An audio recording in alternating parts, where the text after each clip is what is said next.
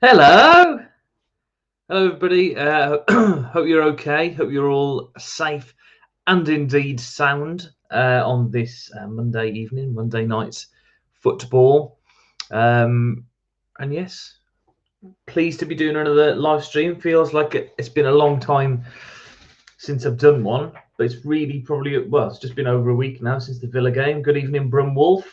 And yeah, I mean, I don't know about all of you not watching, but I haven't thought about the Villa game at all.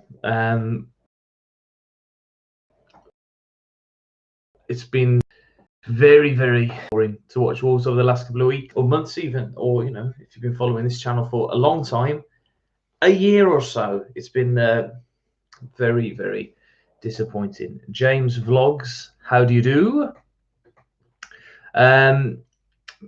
But yeah, it's. I think everybody who's not a Wolves fan is thinking that tonight's going to be an interesting game. People I've spoken to at work have said about how, obviously, Wolves are going to be. Surely you must fancy yourselves tonight. No. Roberto, how binya mimon? All right, mate. Thank you very much for joining. Oh, excuse me. But yeah, hopefully you're all okay in the chat. It's nice to see the same couple of faces and names coming back time and time again. But I thought I'd offer some biased build up to the game in Wolves' favour.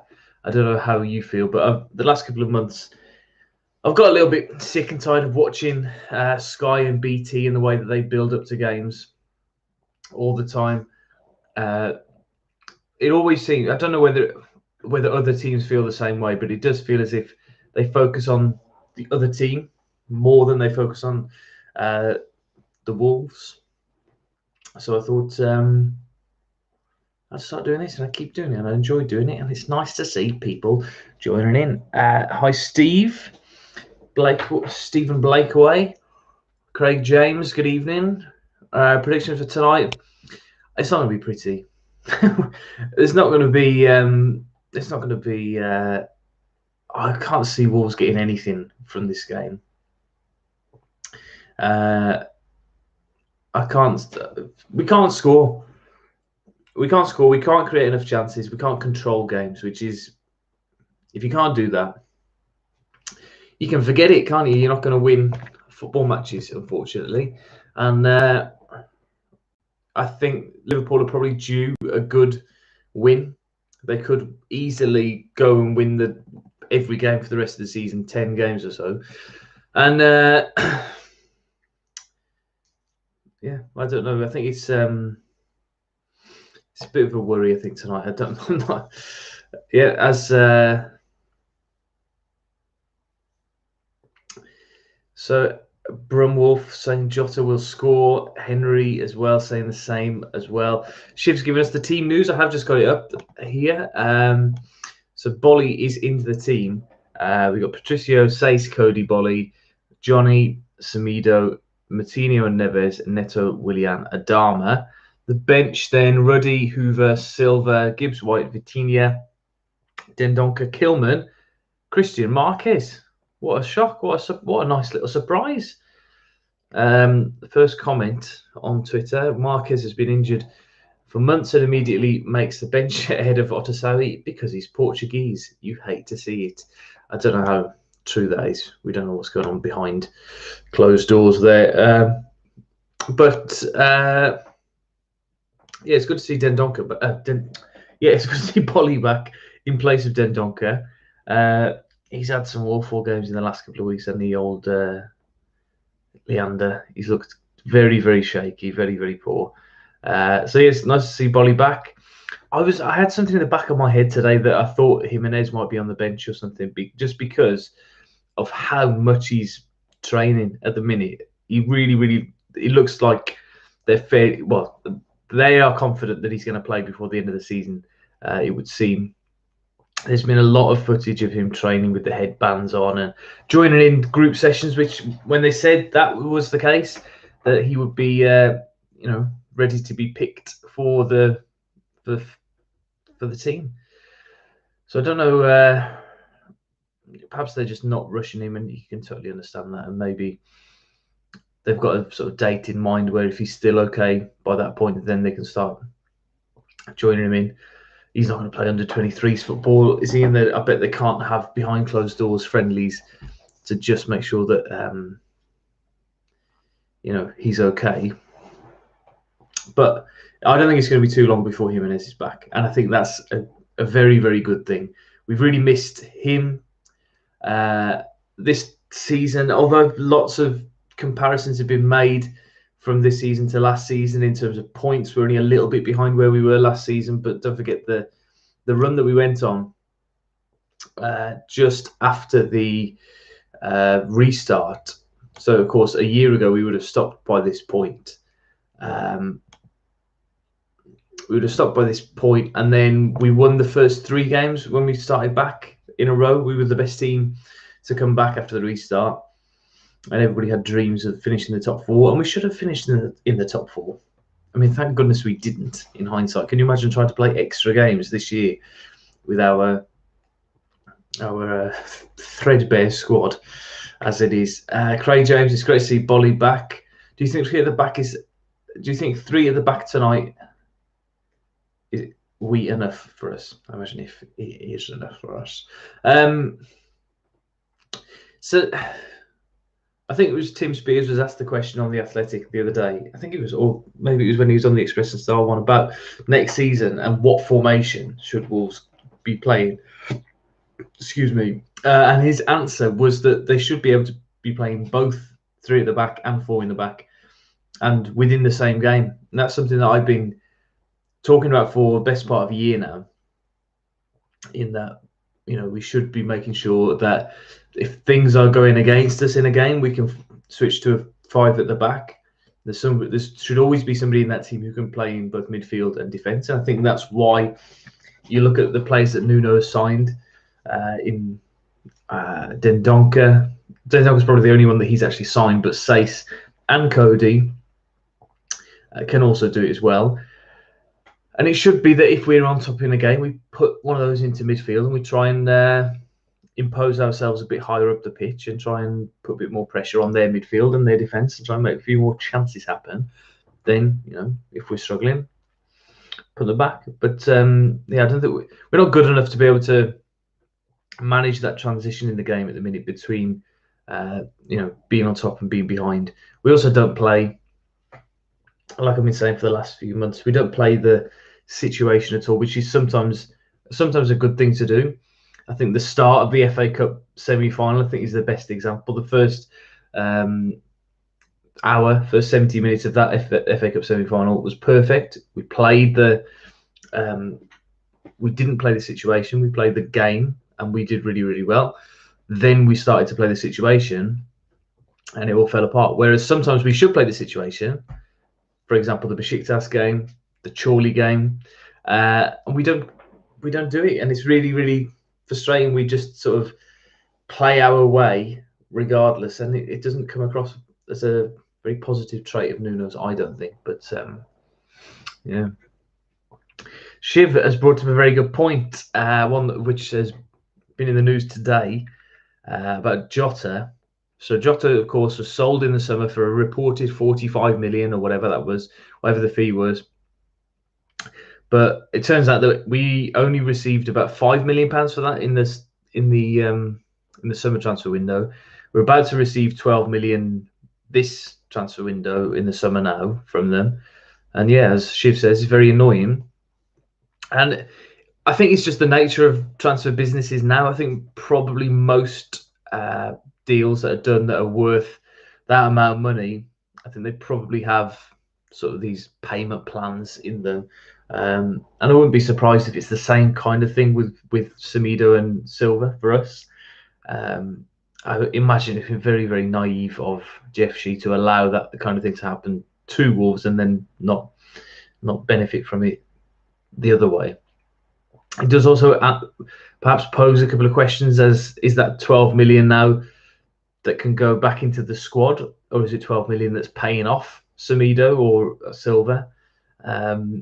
And if players do get sold in the future, we've spoken about Traore on this channel for the last few weeks and saying between 30 and 40 million easily we could sell him for, possibly more as well.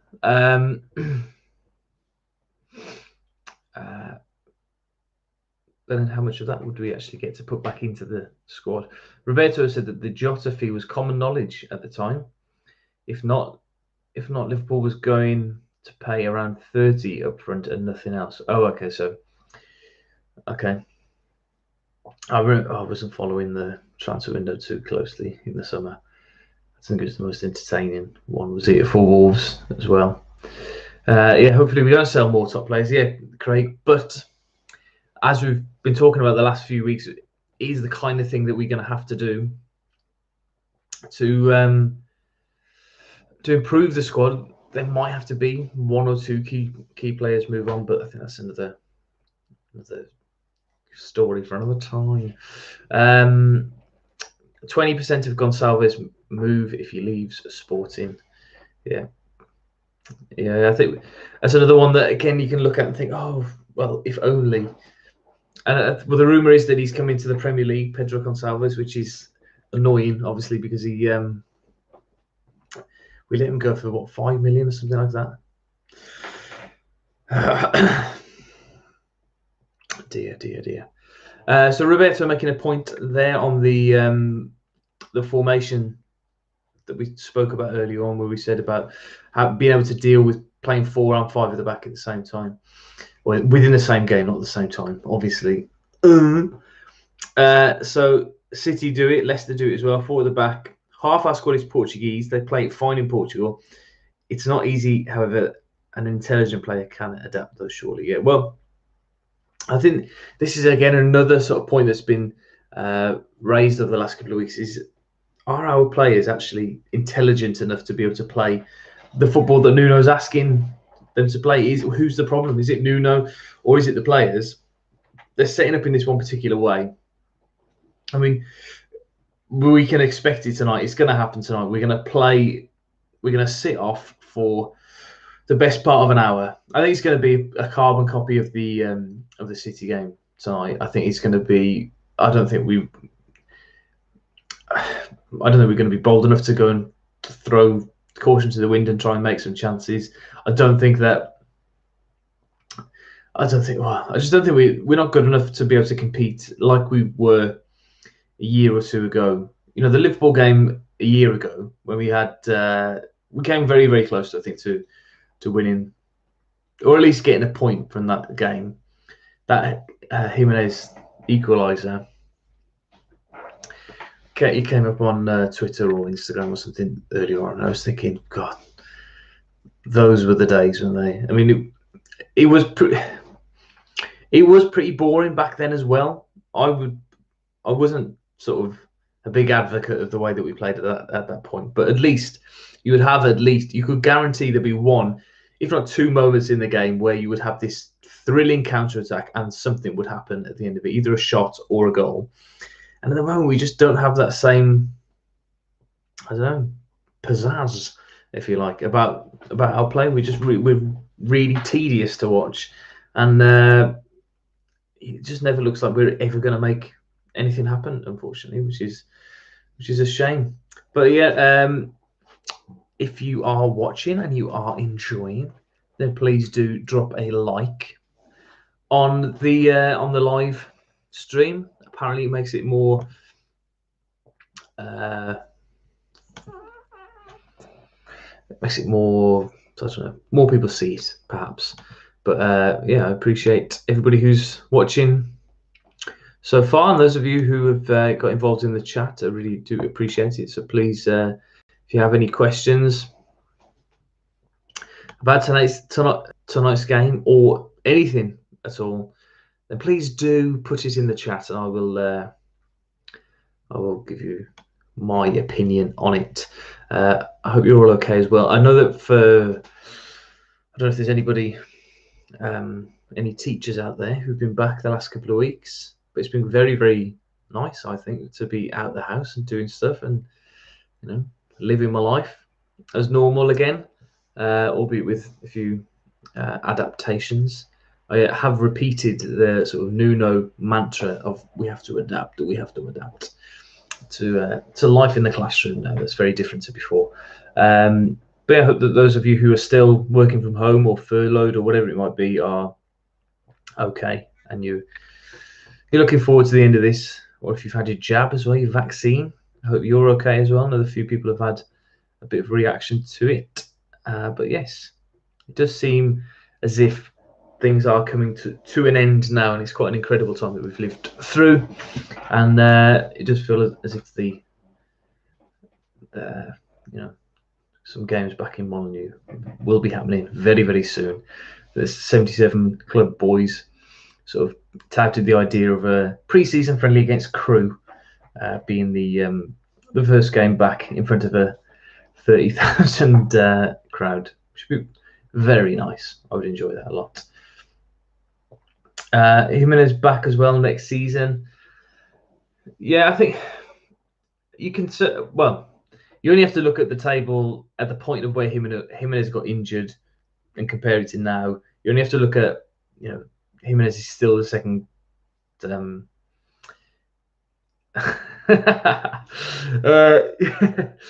only have to. So what was I saying? Yeah. But he's still the second top scorer. There's lots of things about Jimenez that we've missed, and I do think that we would be certainly better off. I think we'd be more consistent. I don't think that we would be pushing for the top 4 or anything with him, but we'd be better. Do I stick to Nuno's mantra of cowering away from the kids in your third of the classroom? Shiv, that's yes. Purely because at the minute that's what we're told to do.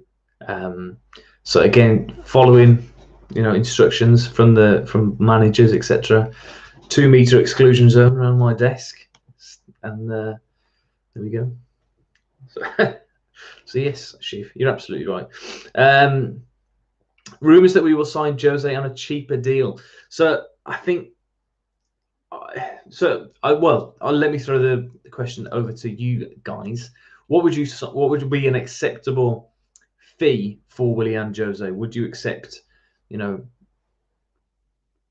know. What would you accept? So I think at the moment it's about 22 million, something like that. Would you be willing to pay that amount of money? But obviously, there are conversations going on behind closed doors. We are to be believed. Sorry, that's not the right saying, is it? We are to be believed.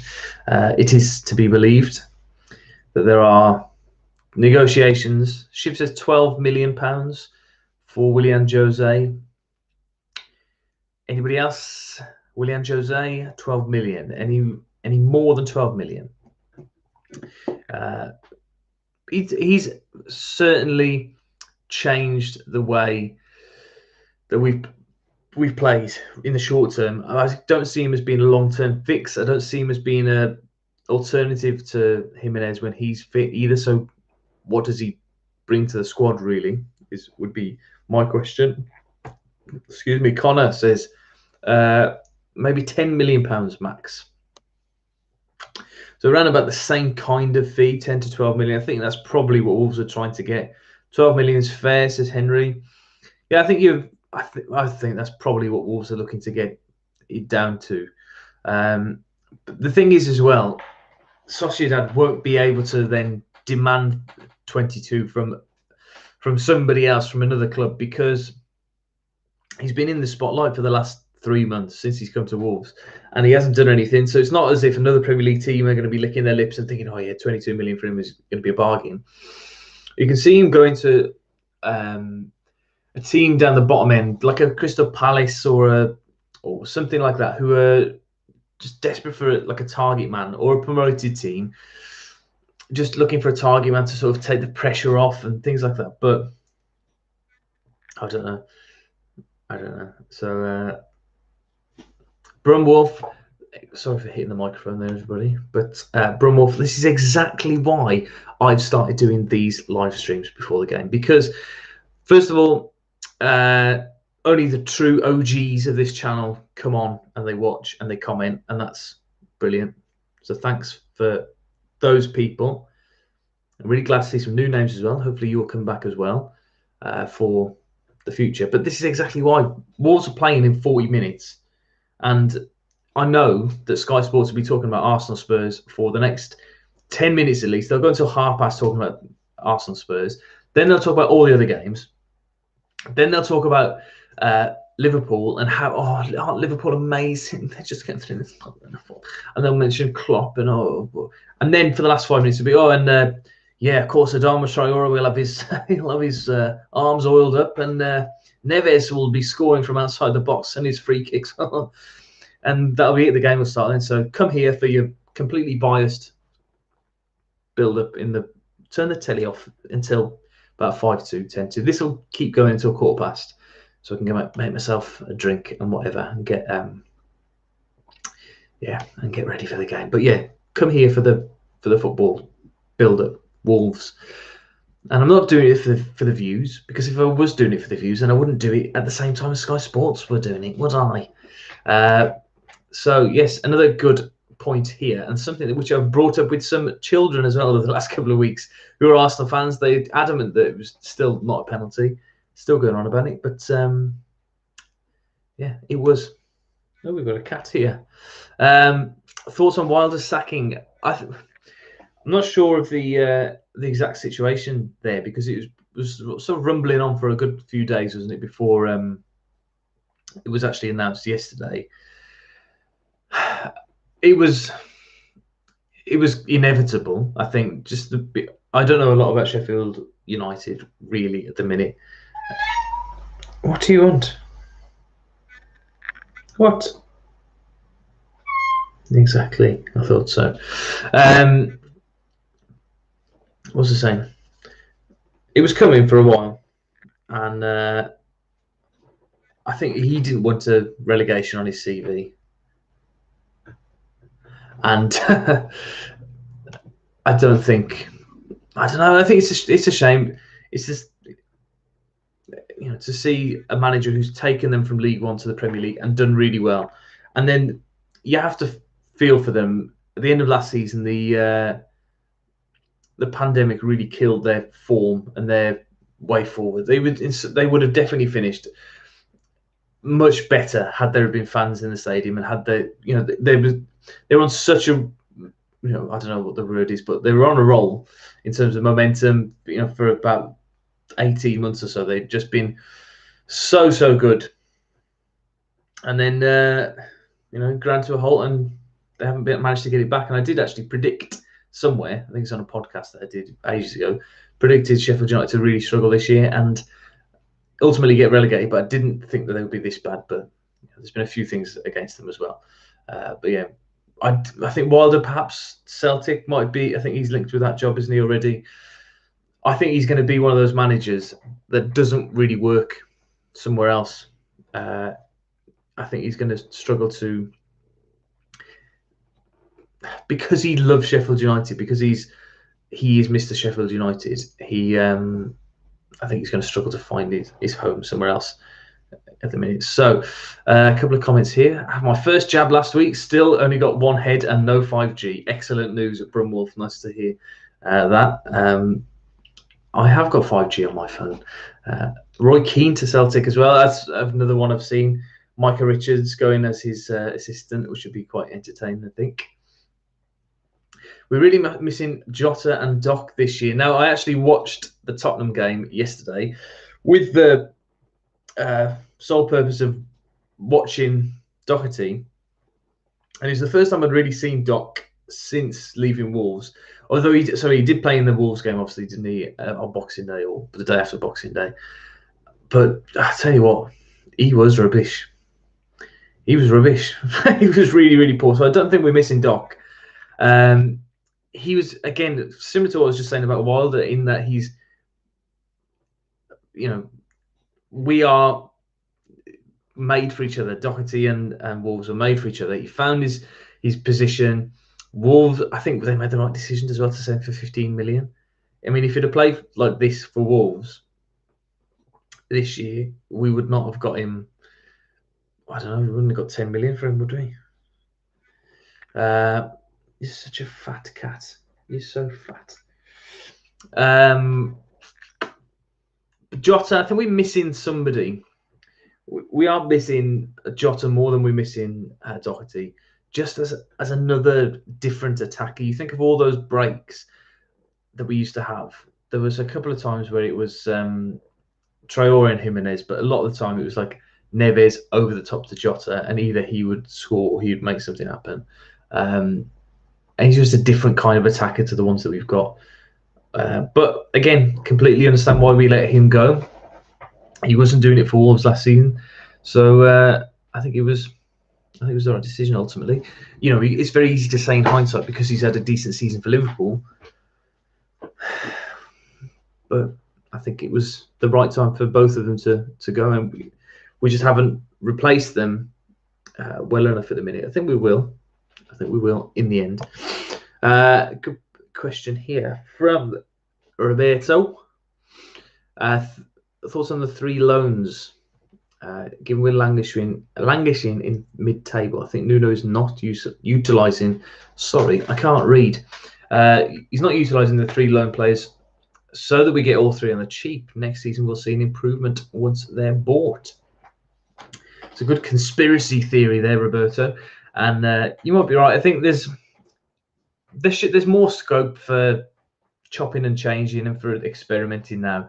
I think we're probably realistically 1 more win away from absolute safety. I can't see there being a situation where Fulham get to 38 points. I mean, although they are doing very well, but I mean, we're not in that battle, are we really at all? I'm not worried about relegation anymore. We're not being brilliant. We've only lost 1 in the last 6 or 7 games. We're really boring. We're really solid. Nobody's talking about Leeds going down, and we're at the same kind of level as them. So it should be the time that we're seeing the likes of Otasawi more often, or Vitinha. Even I don't know, maybe some of these academy players playing a little, a few more minutes. Like Nigel Longwyke is one that has been touted as being quite a big prospect for the future, or Corbeanu. Just giving these players some minutes. I mean, what harm is it going to do if we're, these 0-0 draws that are going out? Why not just mix it up a little bit and throw some new players in there? Let's have a little look at some of them. So Craig disagreeing with me, saying that it was a bad mistake letting Jota and Doherty leave Wolves. That's fine, Craig. You're entitled to your opinion, but it's not the same opinion as me. I think it's very easy to say, had we have kept Doherty and Jota, Wolves would have been 4th this season. But players do get stale. Players need to move on. As Henry's just said, Jota's head wasn't at Wolves last year. It's true. His heart wasn't in it. He didn't have the same passion as he did the year before or 2 years previous. And it showed on the pitch, unfortunately, with his performances. And he needed something new. He's got it at Liverpool. We'll see how he performs today. We'll wait and see. So Shrewsbury Wolf has got involved, answering a question that we did actually pose a couple of minutes ago. So saying that we shouldn't buy Jose, but if we sort of have to, if we do, should be a maximum of 10 million. Instead, we should give Rafa Mir another shot. So this is, again, somebody who's, caught headlines over the last couple of weeks. He's doing quite well for the team who are bottom of La Liga. He's scored quite a few goals, which is quite positive. I think it probably would be worth giving him another go. The other player I would like to see given another go would be Ruben Vinagre. If you consider we're expected to pay 20-odd million for Ryan Henry, then why not give Vinagre a go, who's a little bit older, knows the system, knows the players. I don't think we're replacing Vinagre with anything better with Henry.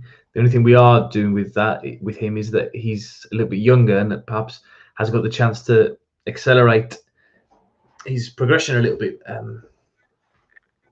further. But I don't know. I didn't watch the under-23s. No, I did. So I've got the alerts on my phone for the Wolves Academy Twitter page. So I saw it was a 0-0. Nice to see that there's consistency from the first team to the under-23s in that respect. Vitinha never looked poor when given game time. He's just never used. He came in with much better pedigree than the likes of Jordan. Yeah, again, but Jordan was only given League Cup minutes, wasn't he, really? I think I remember seeing him against Reading and Villa last season. So perhaps that's worked against the likes of Vitinha and Fabio Silva. They both, I don't know if Vitinha played in that game against Stoke at the beginning of the season. So long ago, I can't remember. I know that Silva did, and he was hopeless. But, well, that was a game that wasn't broadcast. Was it? He had to pay 10 quid or something to watch it. I didn't do that.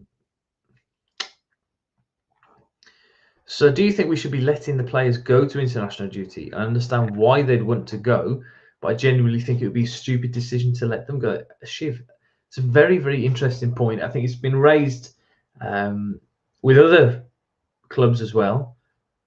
Now, I haven't got my finger on the pulse of international football. So if somebody could just tell me what is the international football that's taking place? Is it friendlies, or is it World Cup qualifiers, or what? I imagine it must be World Cup qualifiers. They won't be playing friendlies, will they, surely? But either way, I don't think we could. I don't think it would be. Oh man, it's difficult because there's lots of things that you think that shouldn't be happening at the minute, like the Champions League. Thank you, Shiv. World Cup qualifiers. So I don't think that teams traveling all across Europe all the time, I don't think is necessary at all.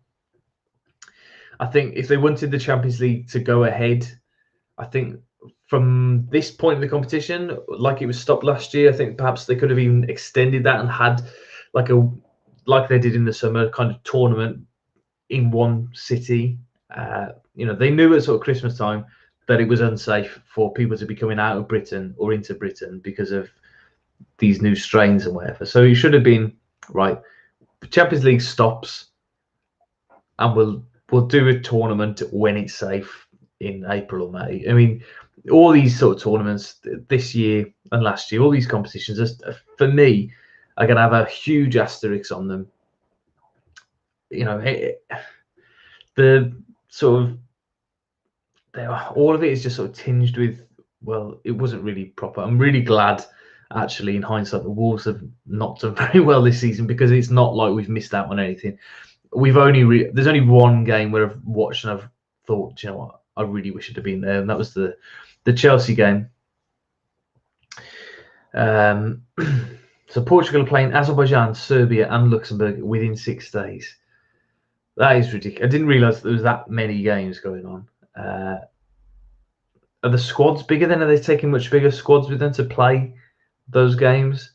I think there's a lot of things that should have been cut from this season to make it much easier for the players. The League Cup could have gone.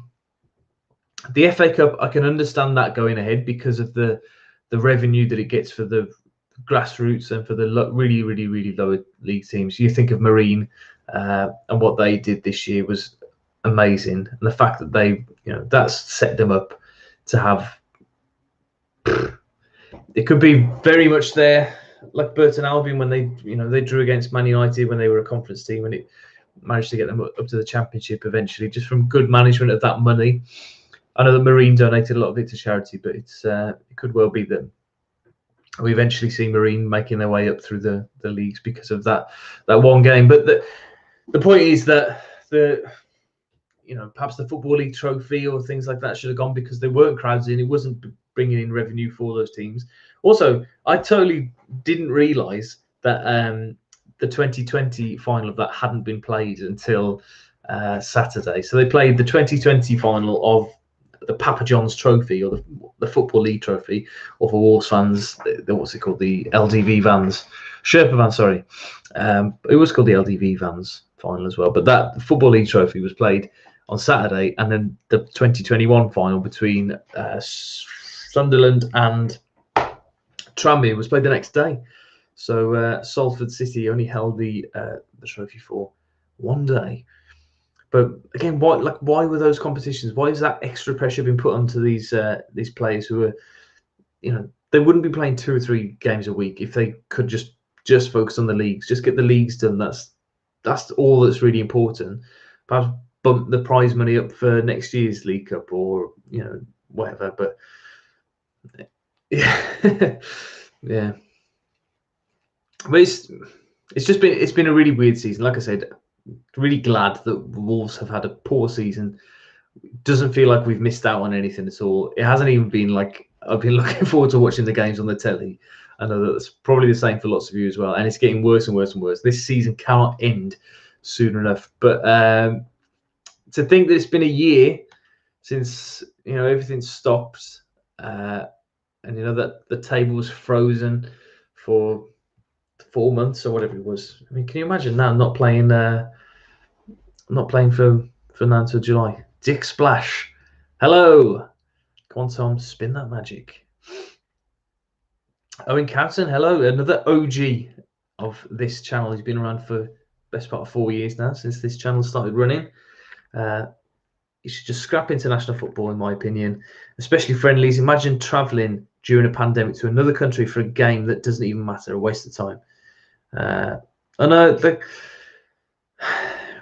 I think pre-pandemic, there's lots of international football that went ahead that was pointless, absolutely irrelevant. They tried to give it some kind of context with this Nations League.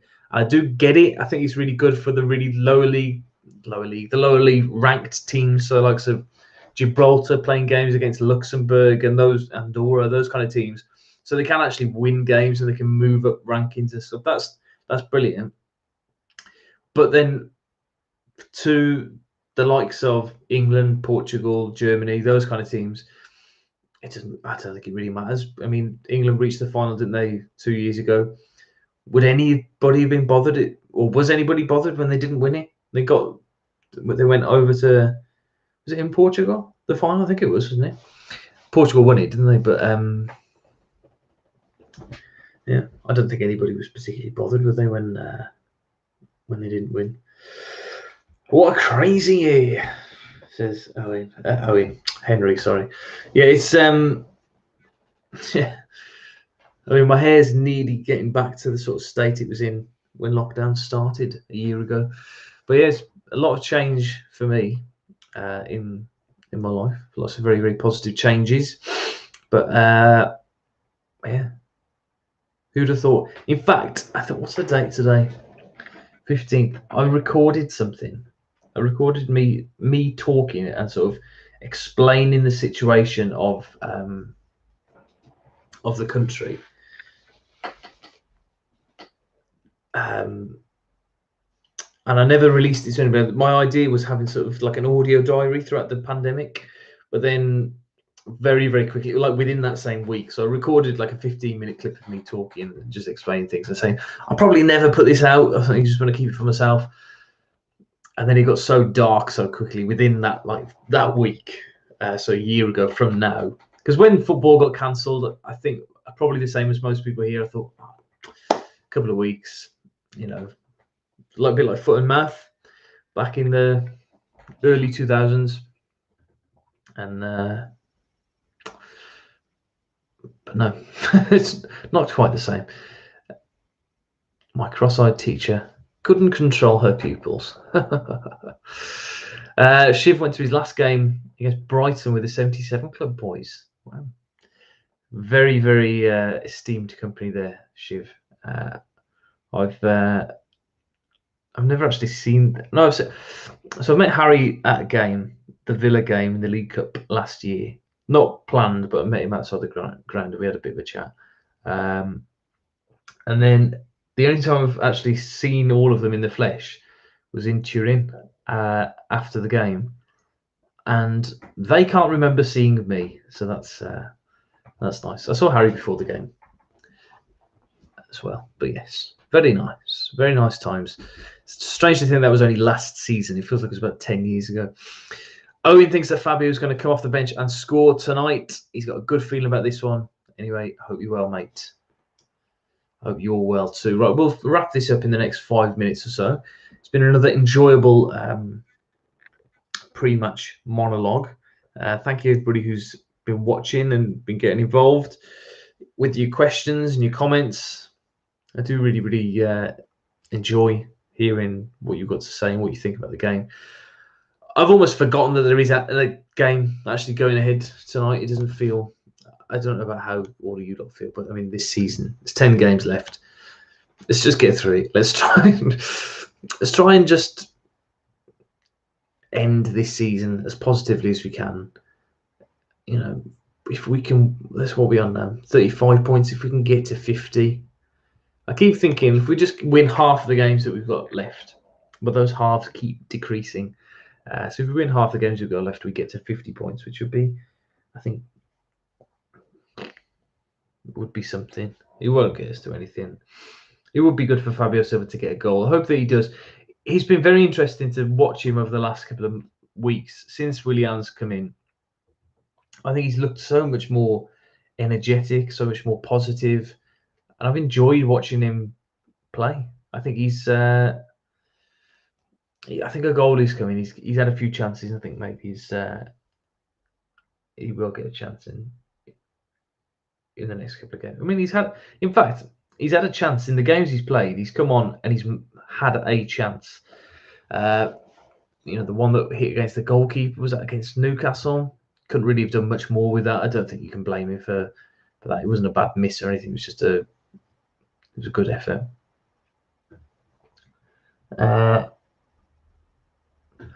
Would you be happy if we qualified for the new UEFA tournament next season? In my opinion, I can't imagine anyone taking it that seriously to play in the big leagues. So this is the tournament that's called is it the UEFA Conference League? I think is what it's called. And it's if you finish 7th. So like we've done last year, when we finished 7th and other teams won the FA Cup, we then wouldn't qualify for the early rounds of the Europa League playoffs. We wouldn't go into that sort of section. We'd go into the Conference League, which is, I don't know, does it win you a place in next year's Europa League if you win it? I think it's interesting with these tournaments because it all depends on how seriously the first cohort of teams take it. Much like the Nations League, I think the Nations League will be quite successful because England took it seriously. Portugal took it seriously. Portugal were really pleased that they won it. Holland, I think, also got to the semi-finals, didn't they? So there were big teams that got to the final stages.